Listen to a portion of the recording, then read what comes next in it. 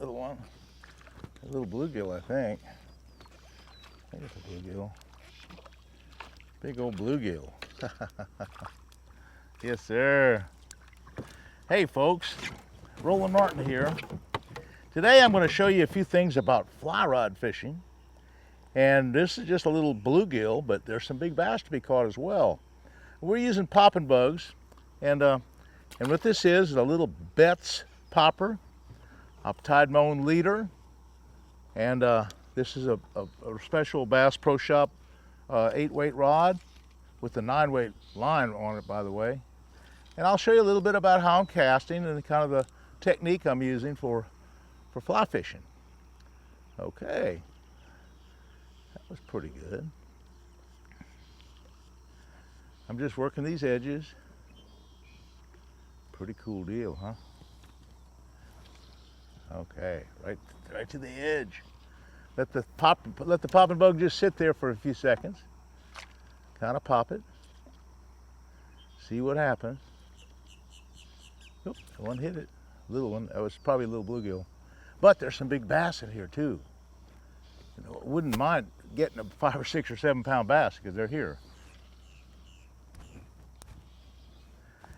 Okay, let me get just a little bit farther and just be quiet. Now, you know, I'm paddling a canoe and there's no motors, just sounds, and there's no any kind of sound. So you can sneak up on a fish. And that's kind of what I'm trying to do here. I'm trying to sneak up on a big one. Sneak up on a big one. When I throw that popping bug in there, I like to let the rings settle out about 5 or 6 feet. Make a little small pop. I'm keeping the rod though pointed at the lure. And I'm popping it kind of with my left hand as I strip it. Oop, I had one hit it. Oop, there he goes. That's a little bass. Little small bass. Right on the edge of those hyacinths. Now notice how I'm stripping with my left hand? That's the key to it right there.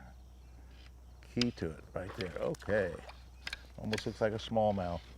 Boy, smallmouth like popping bugs too. That's just a small bass, I know, but I'm telling you, they can be big. And I'm getting that one out. He ate it. He ate that thing. I mean, he wanted it. Big time.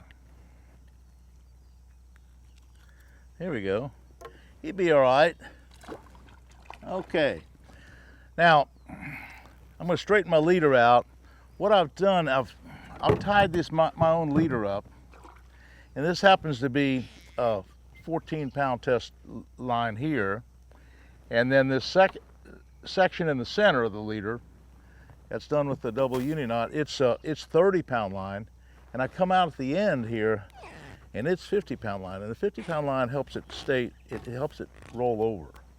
Okay. So I'm gonna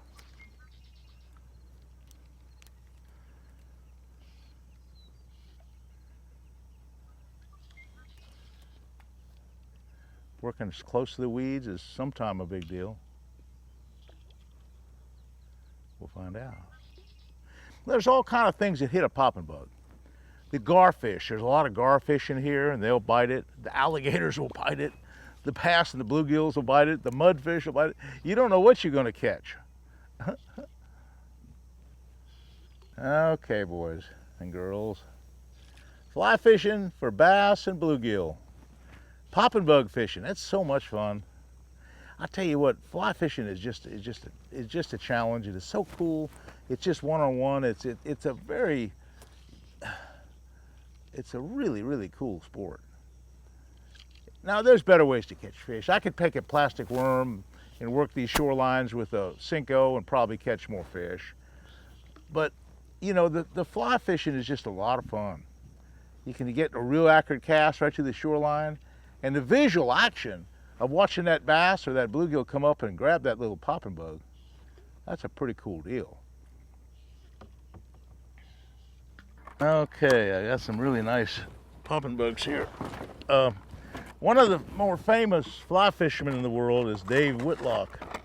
Dave Whitlock tied me these bugs years ago, and you just can't find a Dave Whitlock popping bug anywhere. It's just really, really something. So I'm going to put one of these on, a Dave Whitlock popper, and it's really a cool one.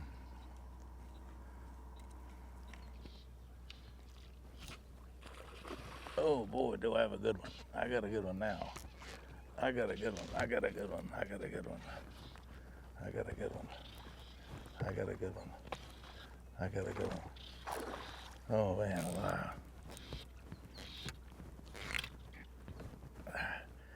Whew. Whew. I'm talking about a big old bass.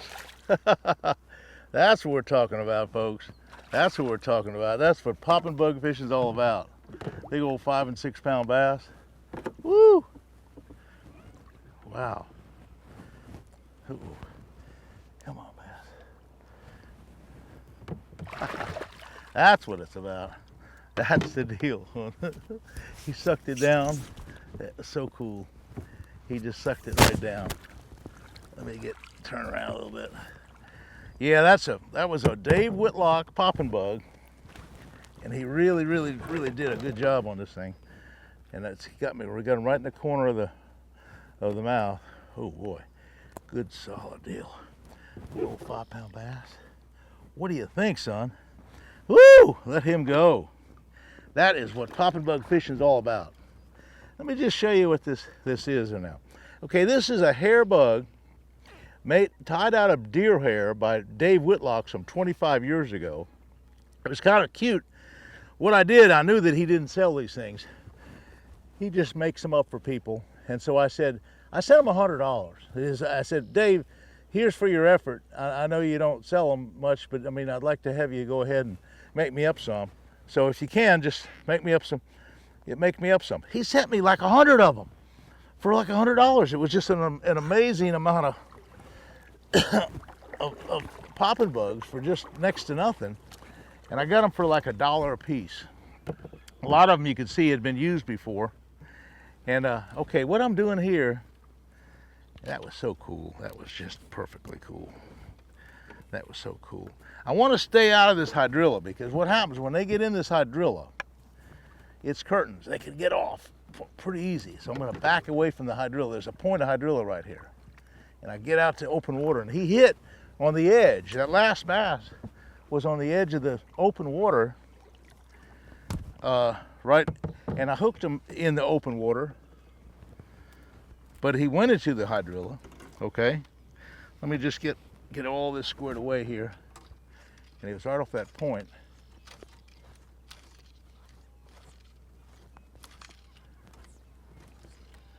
Okay, right there is where he hit. 5 pound bass on a popping bug. Wow.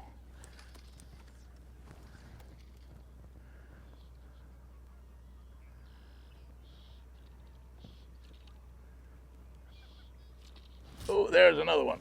There's another one. There's another one. There's another one. He's not as big, but he's there. See how I'm stripping with my left hand? Stripping with my left hand. Oh yeah, nice one. Out in the open water here. Yeah, yeah. Nice one. Not real big. He spit up a minnow. There's a minnow in the water. I'm going to show you that minnow. That's a big deal. Okay, I'm going to show you that minnow real quick. Yeah, yeah. Okay, that's that fish. Now here's something. The minnow. Let me see where he spit it up. I want to show you something. We'll match the hatch. That's such a cool deal, having a minnow. He spit those minnows up. Well, that looks like a shad to me. That's some kind of a shad. Here's another one right here. He spit both of these up. And I don't know what kind of minnows they are. It's some kind of a shad. And that's what he had. That's what he'd been feeding on. Little bitty minnows like that. So, I don't know what he thinks this is. Gonna dry the bug out. Okay, I'm gonna back and forth. It's just kind of in the air, just drying the bug, just drying that little bug out, and then make a cast. Okay. Right to the edge of the hydrilla. Okay, I'm gonna tie another fly on. I'm gonna try a different one and see what happens. This one's all right though. It caught that big 5-pounder. Woo! And it caught some more, and it just lost a big one back there. So it's a big deal. I was fishing years ago with Jack Wingate out of Lake Seminole, and we were fly fishing there for a while. And one of the things that he had, and I remember this was so crazy, was this bumblebee colored popping bug. And I'm going to try one. I haven't tried one since hardly. He's passed away, but the bumblebee popping bug. Okay, that was what we got going. And we'll see how that goes. Old Jack, in honor of Jack Wingate out of Seminole Lodge. It was so cool. When you go to the Seminole Lodge, you didn't have to ask about how the fish were biting. All you had to do back then, everybody kept fish and ate them and everything like that.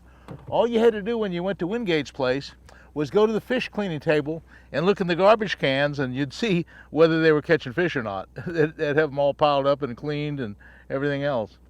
Okay, let's put this on. I'm just tying a regular clinch knot, a 5-turn clinch knot, because I don't want to use up a whole lot of leader. Once you use a lot of leader, then it shortens it up every time you tie a knot. I didn't shorten it too much then, but I go around 5 times and then back through the loop. That's a 14-pound line. Sometimes it's a good idea to straighten it out. You can put it on your reel, and you pull your line like this, and then you go like this. Just you rub it real hard. You rub your line real hard, and it heats it up, heats the monofilament up, and let it cool down. Now let it cool down, let it cool down, let it cool. And then when you take it off, that leader's straight again. And it's a nice straight leader to the bug. Okay, it lands in the water, and it'll be just laying there. That's the bumblebee pattern. We'll see how that goes. Look how pretty that is. The old Jack, in honor of Jack Wingate, one of the first members of B.A.S.S. And I went there. My first tournament I ever won was working out of Jack Wingate's camp at Lake Seminole, and he was so helpful. Okay, let's see what the bumblebee does. Oh, there he goes. I got him. I got him. I got him. I got him. I got him. I got him. I got him. I got him. I got him. I got him. I got him. Fly fish, popping bug fish, and he just sucked it down real soft and easy. It was so cool. It was so cool. So cool. Okay, boys and girls. Can't get to the rod. Can't get to the fish. Okay. Okay. Nice little fat one. You know, they suck it down so easy sometimes. You just don't know that they even got it. So that's a beautiful little fish, though. That's a nice sized fish for a fly rod.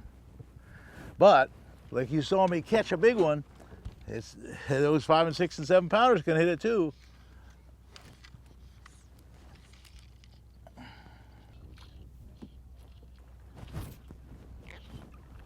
Little one. Well, the wind's starting to blow. It's kind of hard to get them. It's not the best thing in the world. But I tell you, you've seen some interesting fishing, and you know, you saw that one really big one to hit, and they hit the popping bug. And so I tell you folks, it's a lot of fun being out here on the water with a popping bug. The wind's got up a little bit now, and so I'm going to probably put it away, but while it was calm, hey, it was really working. So what you need now for a good popping bug situation is, number one, you need pretty clear water like we have. That's the first thing. Number two, you need kind of warm water. You know, it's like the first part of summer. Water's probably 80 degrees, probably 80 degrees. Okay, and then the third thing, you need it kind of calm. and a little overcast. And it's a little bit bright sun today. It's not the best of fly rod fishing, really, or the best topwater fishing in general. So a little bit more overcast would help. No wind, clear water, warm water. So that's kind of the do's and don'ts of what you want to look for when you're trying to pop and bug fish. But remember, load the rod, watch your back cast, and when you go back, don't come forward with your rod until you feel it load up. Hey, and you'll be a good caster as well, and you're liable to catch a big old bass. Hey, so we'll see you again soon. Thanks for subscribing. Thanks for watching. Hey, you guys are great. You girls are great. Thank you. We'll see you again soon.